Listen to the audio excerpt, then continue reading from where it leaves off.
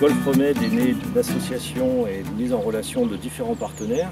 L'association sportive Golf de la Porcelaine, qui est une association loi 1901, que j'ai sollicité en 2014 pour obtenir d'elle la gratuité de l'accès à la structure pour des jeunes en situation de handicap psychique. J'ai mis en relation le centre hospitalier Esquirol et le Prisme qui ont adhéré tout de suite au projet. L'hôpital, en mettant à notre disposition son personnel pour accompagner les patients et les encadrer en amont dans le cadre d'éducation thérapeutique et lors des séances sur le site. Et le Prisme, l'organisme que j'ai sollicité pour financer les leçons de l'enseignant professionnel.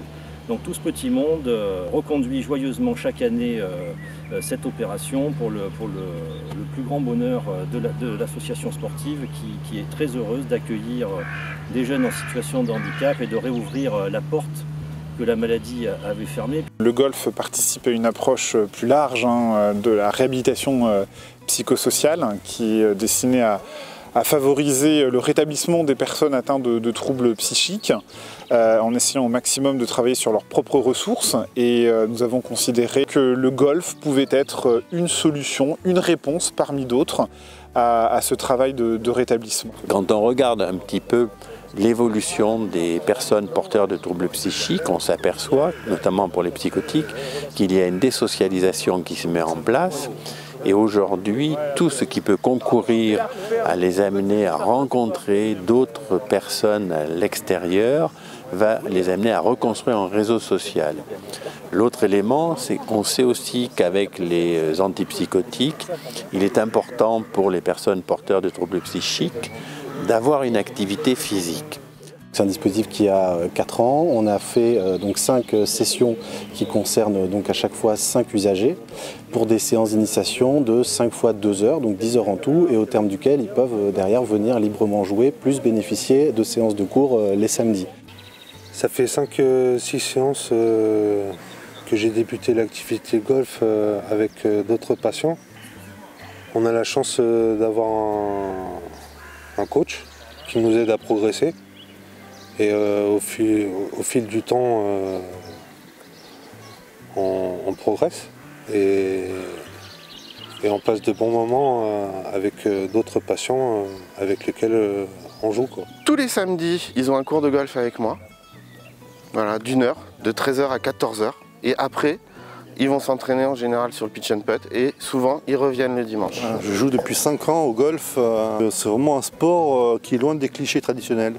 C'est un sport où le rapport humain, le contact à la nature est primordial. Et c'est pour ça qu'on en reste depuis si longtemps.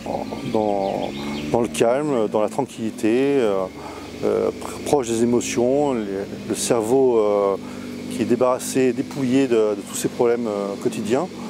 Et c'est pour ça que c'est une bonne thérapie dans le sens où ça nous permet de mieux vivre.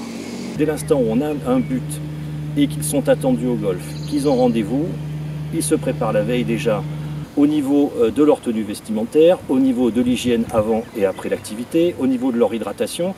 C'est-à-dire qu'en fait, eh bien, ils se réapproprient à la fois leur corps, et l'idée quand même est assez ancienne, mais quand le corps va bien, on peut imaginer que ça fait du bien au psychique.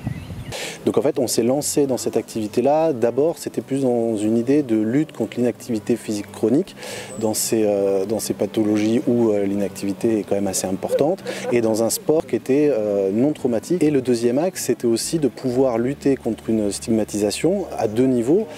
Déjà la stigmatisation autour de la santé mentale dans le cadre du golf, pouvoir être dans une démarche inclusive.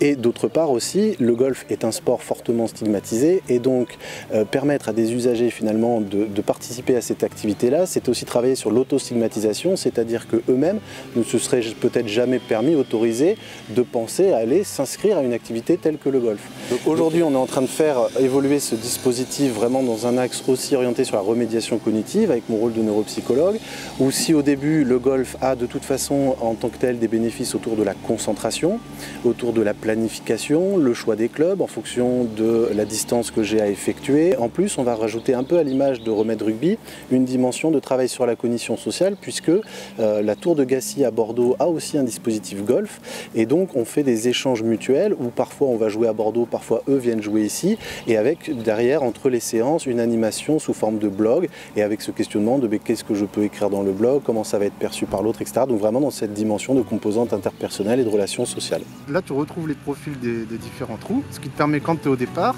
de savoir vers où il faut aller. Parce que comme je te l'ai dit, tu as des trous en aveugle, comme celui-là. Et là, au départ, tu vois pas le drapeau. À force de pratiquer, on est même amené à s'étonner parce qu'on réalise quand même pas mal de bons coups. Le plus difficile, c'est la régularité, c'est d'essayer de faire le plus de coups possible qui soient bons. Le projet, c'est de continuer à fédérer autour du golf et continuer à suivre ce sport qui finalement nous émancipe un petit peu. Hein. C'est un sport qui nous sort des problèmes de tous les jours et on en a besoin finalement. Il n'y a pas seulement les malades, il y a plein de gens aussi qui en ont besoin.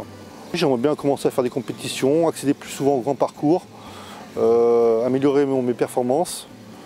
Et voilà, et toujours la même façon, partager des bons moments en équipe. Parce que c'est un sport d'équipe, mais c'est aussi un sport individuel. Il y a les deux côtés. Faut savoir vivre et savoir vivre avec les autres aussi.